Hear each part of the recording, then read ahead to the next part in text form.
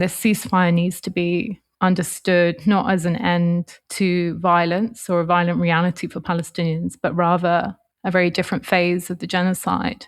Certainly one that doesn't come with carpet bombardments every day like we saw over the last 2 years, but it's still a reality of, daily killing, of daily deprivation of basic necessities. From Al-Shabaka, the Palestinian Policy Network, I am Yara Hawari, and this is Rethinking Palestine. Earlier this month, I joined the Jacobin Long Reads podcast with features editor Daniel Finn to discuss the ceasefire scam in Gaza. This is a conversation that we had. Our guest today for an update on conditions in Gaza and the wider international context is Yara Hawari. Yara is the co-director of Al-Shabaka, the Palestinian Policy Network. You can read her analysis of Palestinian politics on the Al-Shabaka website, which we'll include with the page for this episode. Yara, thanks very much for joining us today. I want to begin by going back to the point last autumn when there was this much trumpeted announcement of a ceasefire deal by Donald Trump and his officials with great self-satisfaction. Now, I think anyone who has been following the news from Gaza at all closely over the last 3 months will know that this has not been a ceasefire in any generally understood sense of the term, because fire has not ceased, certainly not from the Israeli side. The Israeli forces continue to occupy large parts of Gaza and have killed hundreds of people, as well as restricting humanitarian aid to the population there.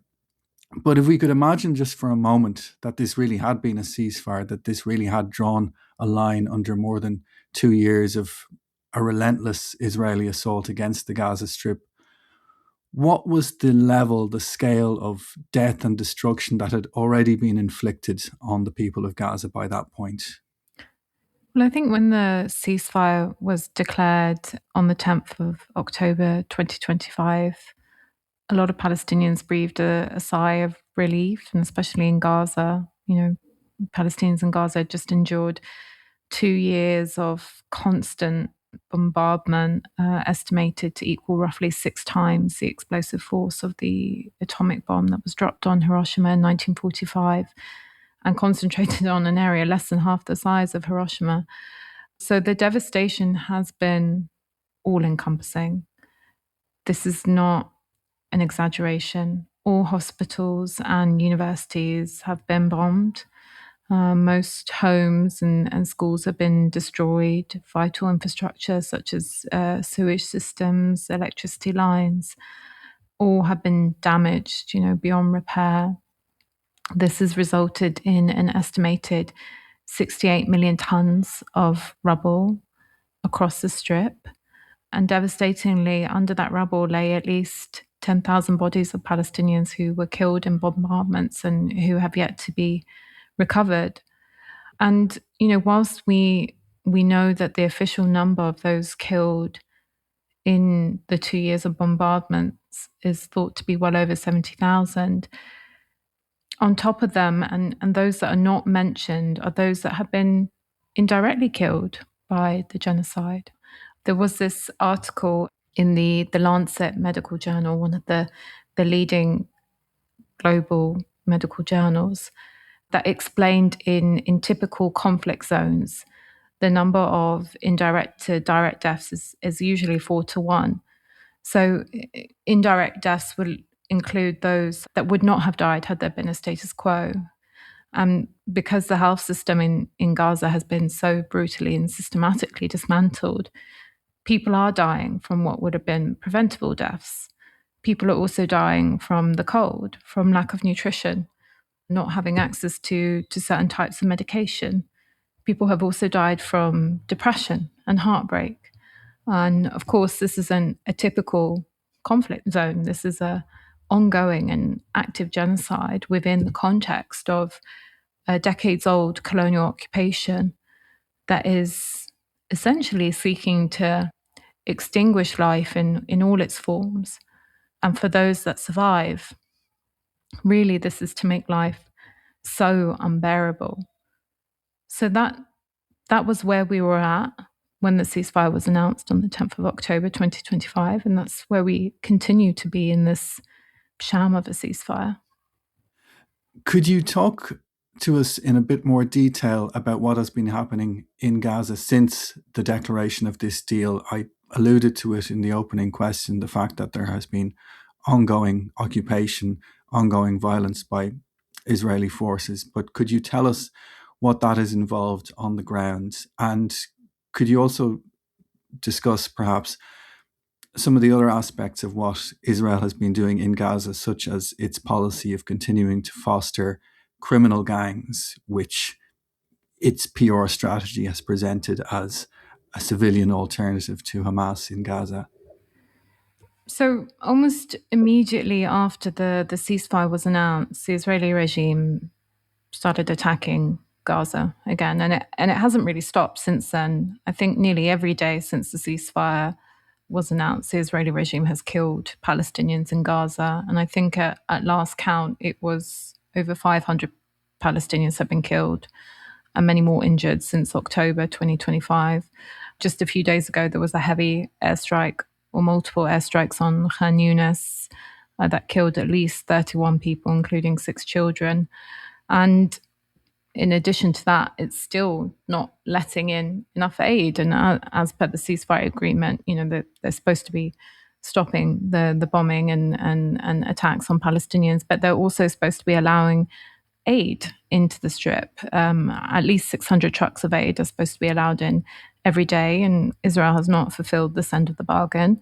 I think at the end of last year, it was reported that the Israeli regime was only allowing in 150 trucks or so a day to cross into the strip. And it's not only about the number of trucks, it's also about what's in those trucks. They've been deliberately restricting the entry of nutritious food, including protein sources, meat, dairy, and fresh vegetables. And we've seen from reports from people on the ground that you can buy canned food, you can buy snack food, but fresh fruit and protein sources remain really difficult to get a hold of, and as well as much needed medicine, tents, and other materials for shelters. So I think people need to understand that when they hear the word ceasefire, it doesn't actually mean there has been an end to the violence, and it doesn't mean that the Israeli army has withdrawn from Gaza. And actually, unfortunately, part of the ceasefire agreement was that the Israeli army would withdraw to this invisible boundary known as the yellow line. This line essentially cuts Gaza in half. The area beyond the line is about 53% of Gaza, and not coincidentally includes most of the agricultural and industrial land, an area that has been almost totally depopulated of Palestinians. So most Palestinians in Gaza are sheltering now on the western side of that yellow line. And a lot of people whose homes are on the other side of the yellow line have attempted to return home to see if their houses are still standing, to recover possessions. And many have been shot in the process. And there are those, who've crossed this unmarked yellow line unknowingly. And as such, they've been targeted by snipers or drones and killed or injured. So again, this ceasefire needs to be understood not as an end to violence or a violent reality for Palestinians, but rather a very different phase of the genocide.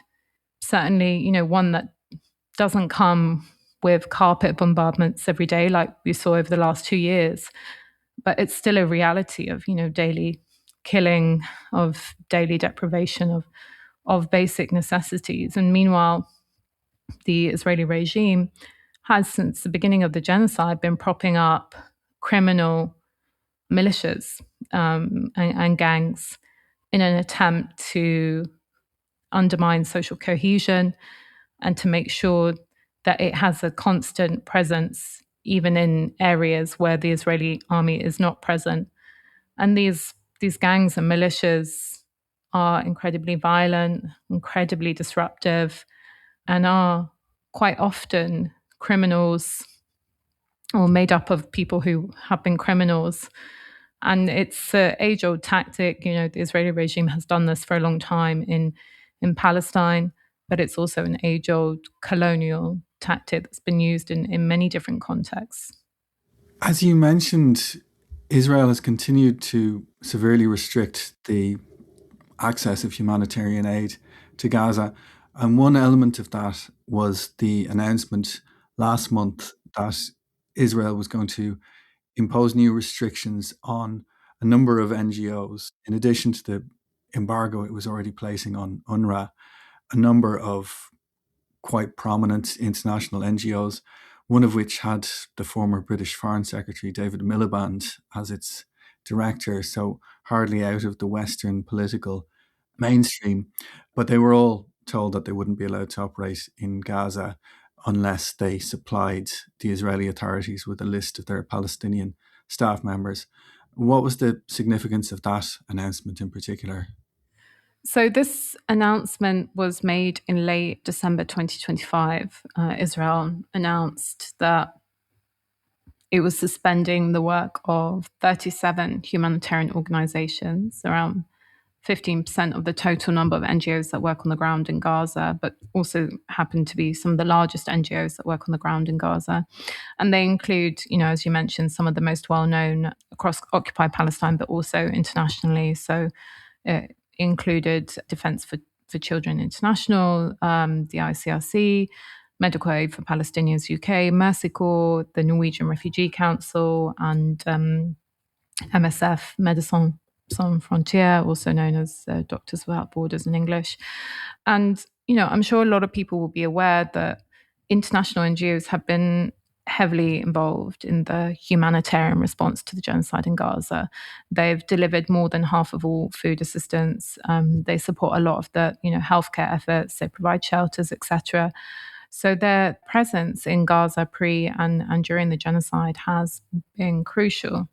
Now, of course, there are reasons for that: deliberate de-development of Gaza, the kind of reliance that's been forced upon Palestinians because of conditions of siege and blockade, conditions that have rendered them really a population heavily reliant on aid. And so there are legitimate critiques on how those organizations are part of this process of de-development and forced reliance. But undeniably, completely stopping this aid means that an entire population suffers, especially when there's nothing to take its place. And the Israeli regime knows that. And the reason that the Israeli regime suspended these organizations, as you briefly mentioned, is because they want them to comply with new policies that will require them to submit to the Israeli authorities all the documentation about their staff, local and international, and documentation about funding and operations. Now, as an occupying power, the Israeli regime doesn't have the right to demand that kind of information. But more importantly, this is a regime that has systematically targeted aid workers and their families, including those in so-called pre-authorized aid convoys. This is a regime that has bombed aid facilities. This is a regime that is in no way, shape, or form a good faith actor. And so, also according, I think, to these regulations, is any, organization which has called for boycotts of Israel or has expressed support for the ICC or the ICJ cases against Israel and its leaders are also going to be banned from distributing aid. So it's a complete crackdown aimed at complete compliance, but it's also one that comes with very legitimate fears for local staff in particular, who are the most vulnerable to Israeli violence.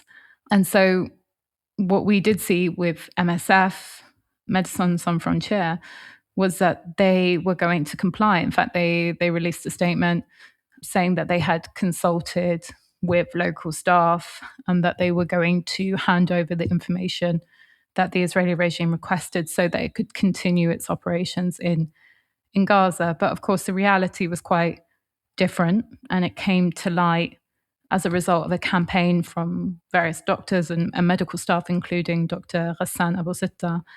It came to light that actually those staff members were being coerced and pressured by senior management in MSF into agreeing to hand over their information. Essentially, they were being guilt-tripped into it.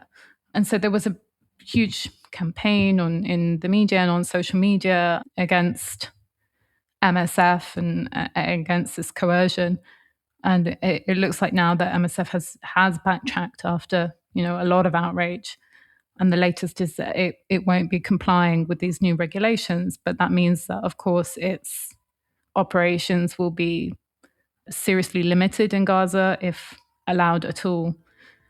But I think what's really clear from all of this is that the Israeli regime is trying to re-engineer the landscape of If you're enjoying this in Gaza and in podcast, please visit Palestine, our website, where, al-shabaka.org, it where will you'll have find more complete control Palestinian over policy analysis who and where gets you can what join our and mailing when. list and donate to support our work.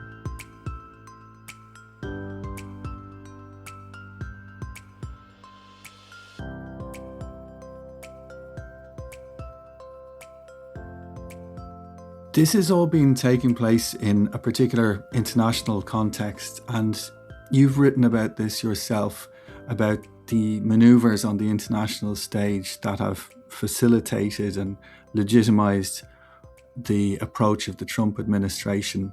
So could you talk us through that process, going from the moment when the UN Security Council, including states that have been sharply at odds with the US in recent years, either voted for or abstained on a motion that gave the Trump administration authority to go ahead with its plans for Gaza, leading from that moment up to the proclamation in the past few weeks of what Donald Trump and his officials call the Board of Peace, which appears to be not just relevant to Gaza, but a wider attempt to marginalize and delegitimize the UN framework altogether. Yeah, and so what's been quite remarkable to me is that on an international level, the Israeli regime continues to enjoy unprecedented diplomatic, financial, and military cover, despite a literal live stream genocide.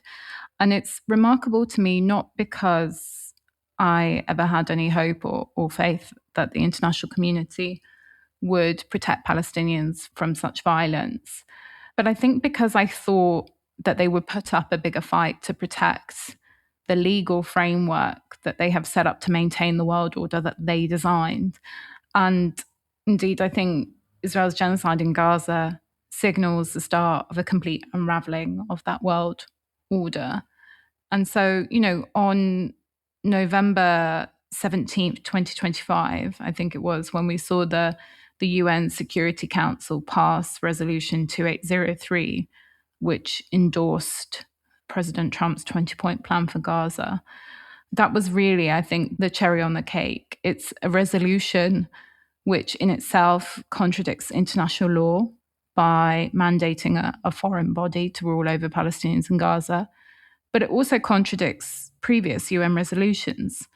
And from sources at the UN, we know that in the lead up to this resolution, states and individuals saw some of the most political bullying and cajoling and coercion that they've ever seen at the UN, because this resolution, effectively gives Donald Trump the green light to do whatever he wants in Gaza. It creates these two bodies that are supposed to take control: the Board of Peace, which of course is chaired by Trump, and an international stabilization force, which is tasked with maintaining security and enforcing the disarmament of Palestinian groups and factions. And then on top of all of that, it effectively bypasses all the local and international structures in the distribution of aid. So everything will have to pass through the Board of Peace. And it goes without saying that the resolution made no mention of the genocide, did not propose any kind of mechanism for accountability for war crimes.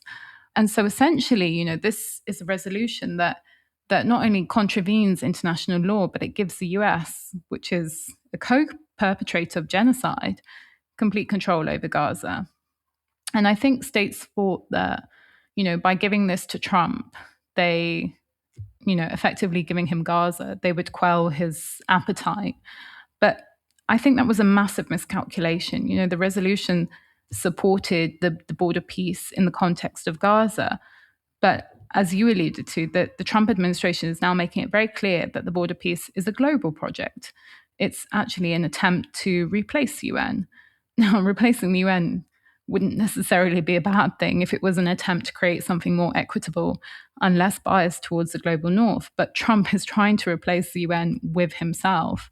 You just have to look at the logo of the border peace. It's a UN knockoff logo, except that it's in gold, which is, I guess, Trump's favorite color. And instead of the world, it includes only Trump's expansion dreams. It includes Greenland, Canada, and Northern Latin America and the US. So it's a really a ridiculous and almost laughable, except for the fact that this is very real and it's going to come with very serious consequences, not just for Gaza, but on a wider scale. Looking at this scheme, the Board of Peace itself, in a bit more detail, what is the composition of this body? Who was offered a place on it? What inducements were they offered to join? And who turned down the offer, and on what grounds, as far as we're aware?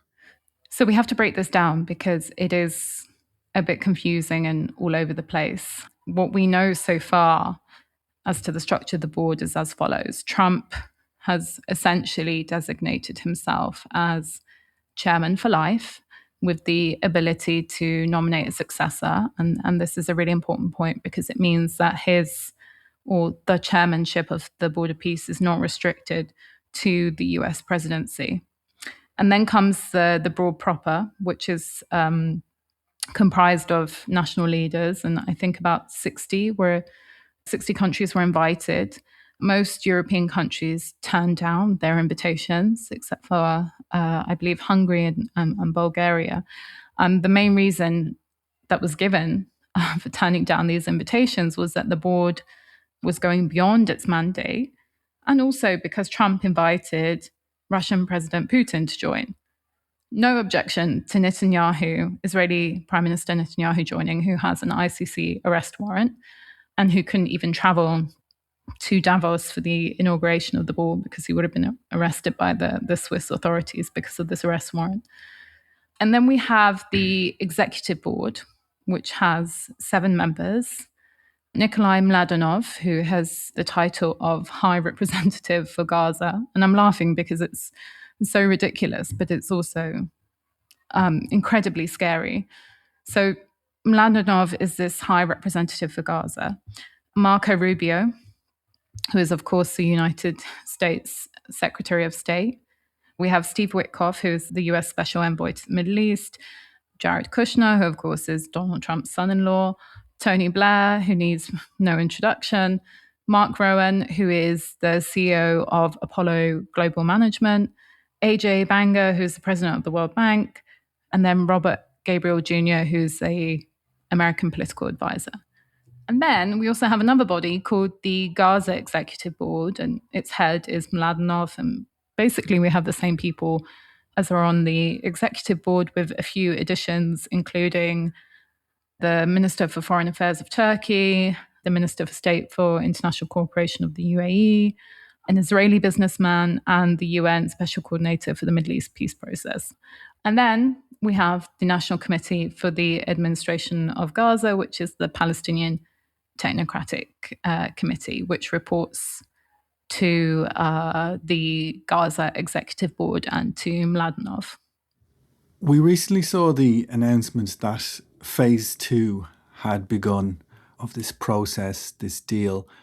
What does that actually entail? Does it make any concrete difference on the ground? And how do you think conditions in Gaza are likely to develop over the course of 2026? So the US announced phase 2 of the ceasefire mid-January. The reality is that most of the goals that were supposed to be achieved in order to reach phase 2 have not been reached, namely a halt in violence, Israeli withdrawal to the yellow line, and a full resumption of aid. In fact, the only goal that has been achieved is the return of all the Israeli hostages. So the ceasefire hasn't delivered, definitely not for Palestinians.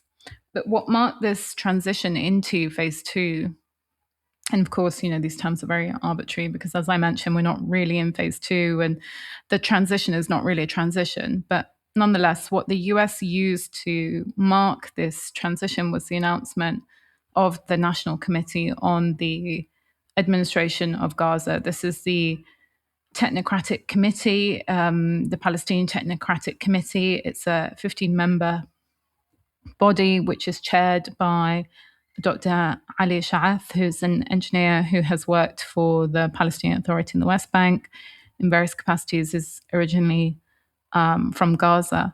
And, I think in the grand scheme of things, this committee signals a shift towards depoliticized governance in Gaza amid the ongoing genocide. And it's presented as this very, neutral, technocratic governing structure. But the reality is that it's going to function as a managerial mechanism that stabilizes conditions. And this committee has been tasked with managing the reconstruction and service provision in Gaza, of course, under the watchful eye of Mladenov and Blair, who are going to report directly to Trump. And there are a lot of things that still remain really unclear, about the committee, about how it's going to be able to carry out this work. The issue of Israeli withdrawal to the yellow line still remains unclear. But for now, the committee is supposed to be operating in the western part of Gaza, the part that, doesn't really have Israeli forces. But funnily enough, the committee hasn't actually been allowed into Gaza yet by the Israeli regime. What is very clear is that this committee is not going to have any kind of political function. They've been very clear about that. In fact, there's an interview where the chair, Dr. Ali Sha'ath, was explicitly asked about Israeli forces, about the disarmament of Hamas, and he just deferred all of these questions to the Board of Peace. So I think it's very important to understand the limitations of this committee. It's not a new government. It's not a new leadership in Gaza. What's very clear is that the US's approach is to completely depoliticize the issue of Palestine and turn it into an economic one, into a real estate issue. And so this committee creates this appearance of Palestinian involvement, but it operates totally, or will operate totally, under the subordination of the Board of Peace. So in practice, it's almost positioned to play a very similar role to that of the Palestinian Authority in the West Bank, a service provider operating under colonial oversight with political questions deferred indefinitely. And as I mentioned, the big question is if Israel will actually allow this technocratic committee to do the work that it's mandated to do. And I think, we're already seeing it being sabotaged at every stage possible.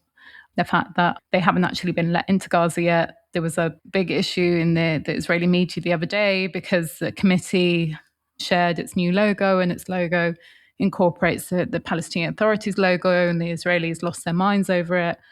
So I think we'll have to wait and see if this committee is actually allowed to operate in any way, shape, or form. And it's, obviously Gaza is in urgent need of immediate relief and recovery and reconstruction, and the committee might be able to facilitate some of that. But speaking with Palestinians on the ground in Gaza, and specifically about the committee, I think there's a lot of mixed feelings about it. And I think, the reality is its ability to deliver is completely dependent on the Israeli regime. And the other thing that was interesting that marked phase two, in addition to the announcement of the Palestinian Technocratic Committee, was Kushner's plan that he presented at Davos for Gaza. It was a very dystopic presentation of these high rises, of this very futuristic looking enclave. And as details of this plan have emerged, you start to realize actually what the Americans have in store for Palestinians. And it's incredibly disturbing. The idea is to force Palestinians into these so-called planned communities that are going to be very highly controlled and surveilled, even more so than we already are. And only approved Palestinians will be able to live in these areas, and they'll be subjected to all these security checks, and they'll have to give over their biodata, and they won't have access to cash. It will be a cashless community, and The schools and curriculums will be tightly controlled. So it's very clear that this is the way that the American administration are thinking about this. And we've always talked about the Palestinian reality being very dystopic, but I think this really exceeds anything that we've seen or heard before. While all of this has been happening, we've also seen escalating violence by Israeli forces in the West Bank, and we've seen quite recently an important symbolic move by Israeli forces to attack and dismantle the UNRWA headquarters in East Jerusalem, even though the building was already unoccupied, but it was ordered reportedly directly by Ben-Gvir as a symbolic blow against the role of UNRWA. Could you tell us a bit more about what has been happening in the West Bank, and how would you say it relates to what has been happening in Gaza at the same time? Yeah, and I think there hasn't been enough coverage of what's been happening in the West Bank. And obviously, the violence in Gaza, the violence of the genocide has been so horrific that has taken up a lot of coverage, and rightly so. But under, the cover of the genocide, over the last 2 years, the Israeli regime has really expanded its control over the West Bank and its settlement of the West Bank.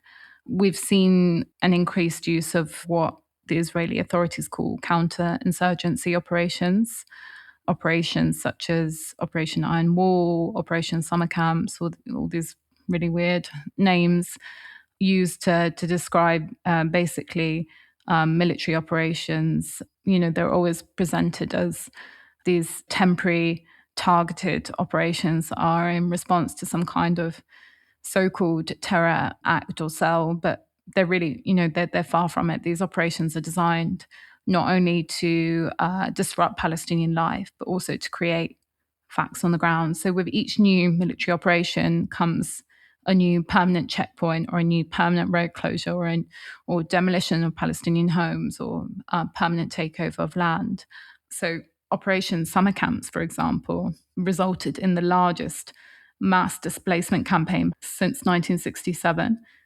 This operation saw the depopulation of the camps in the northern West Bank.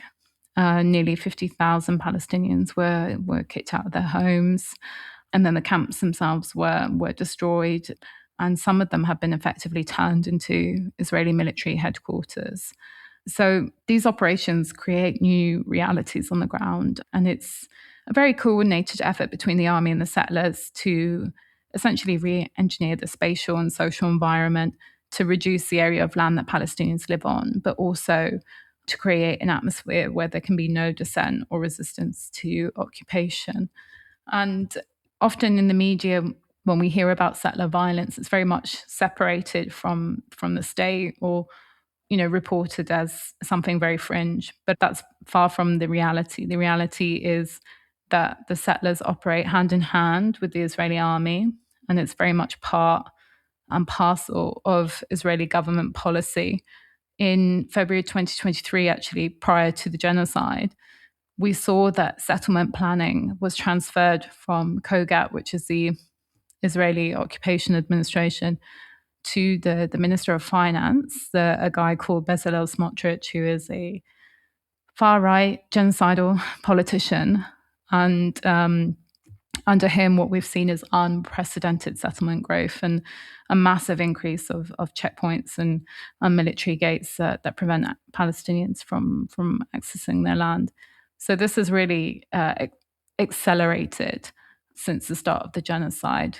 What we saw prior to the genocide was this sort of slow creeping annexation and takeover of land, but the genocide has been used as a cover for the Israelis to really accelerate that takeover. And finally, on the West Bank, although this applies to Palestinian refugees wherever they are, the Israelis are really in the final stage of ending UNRWA operations. As you mentioned, they began bulldozing a part of the UNRWA headquarters in East Jerusalem. And there are basically, as I understand it, no international staff, UNRWA international staff in Palestine. All the operations have been seriously scaled down. And for better or worse, UNRWA plays a huge role in the lives of Palestinians. Hundreds of thousands of kids are educated in UNRWA schools. Tens of thousands of adults are employed by the agency. The mandate of UNRWA keeps the Palestinian right of return alive on an international level. So when we say that the situation is getting worse in the West Bank, I think it can't be understated. The final question that I want to put to you, as you have said, and as I've heard many Palestinians observe over not just the last 2 or 3 months, but the last 2 years, it's very difficult to think of a bleaker moment that the Palestinian people have faced in the whole period since the Nakba in the 1940s.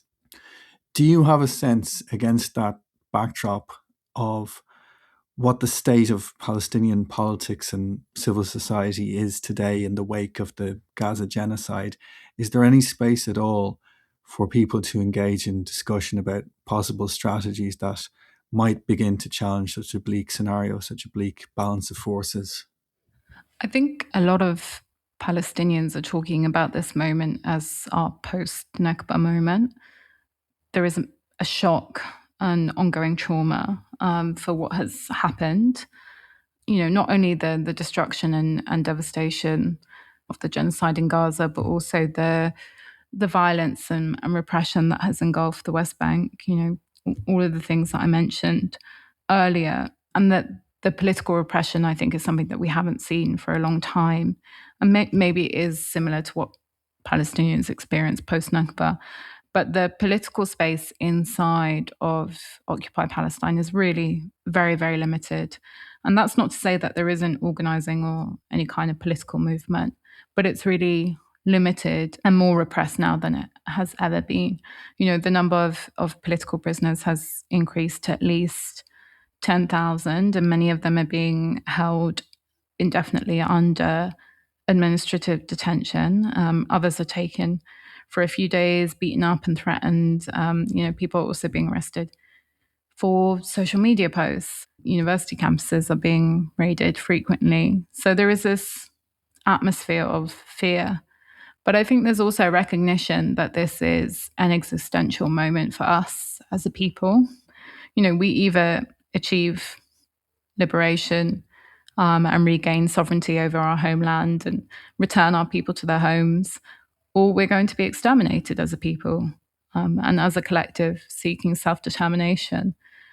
And so the big question for me now is how do we reconcile with the fact that over the last 2 years, especially the Palestine movement, the Palestine solidarity movement has grown exponentially and achieved all of this international recognition and support at unprecedented levels.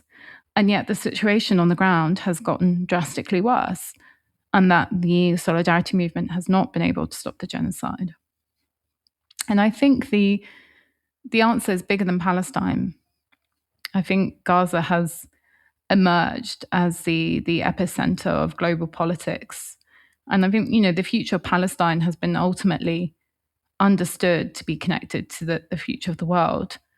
The president of Colombia, Gustavo Petro, said at a conference that what we're seeing in Gaza is a rehearsal for the future. And I think that future is already here. Why is it that governments are willing to oppress their own people in their own streets for protesting against a foreign state committing genocide? Why is it that so many government corruption scandals involve weapons and security companies who are complicit in the genocide in Gaza? Why is it that a politician's downfall can be orchestrated because they stand up against genocide somewhere, very far away from where they are? People are asking these questions in a really serious way. And I think they understand that Palestine can't be understood on its own, isolated from global dynamics. And I think it's this reality of, the fact that Palestine exists in a deeply unjust and very violent world. It's this reality that allows the machinery of genocide in Palestine to continue. And so I think the task at hand is to build that into political momentum, to build that understanding of Palestine into political momentum, that can bring about radical change in political structures worldwide. And I'm not sure if we'll be able to do that, but I think that's really what has to happen.